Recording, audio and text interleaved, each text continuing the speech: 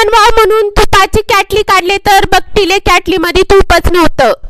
समजा आधी मी तुपाची कॅटली धुवून घेतली, नंतर गेली तूप आणायला आणि तूप आणले गावातून जाऊन. इतकं सुंदर तूप होतं, म्हणजे वास तर इतका भारी येत होता, लगेच खावा असं वाटत होतं.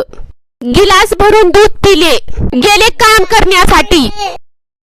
लेकरं खेळत होते म्हणूनच मी भाजी तोडण्यासाठी घेतले होते, पण लेकरं बघतीले भाजी तोडायचं आणि आले काम करण्यासाठी.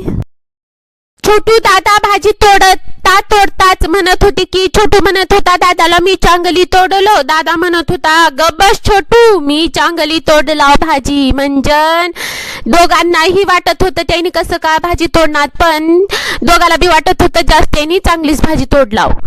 आणि ह्या दोघांना मी सांगतिले असते जर तुम्ही दोघं बी चांगली भाजी तोडणार गेला म्हणून, तर हे आले असते रागाला. त्याच्यामुळं मीच तेवढी तोडलेली भाजी घेतली बाजूला आणि बाबा तुम्ही दोघंच तोडत बसा म्हणले. मग ते तोडत बसले होते फाटे.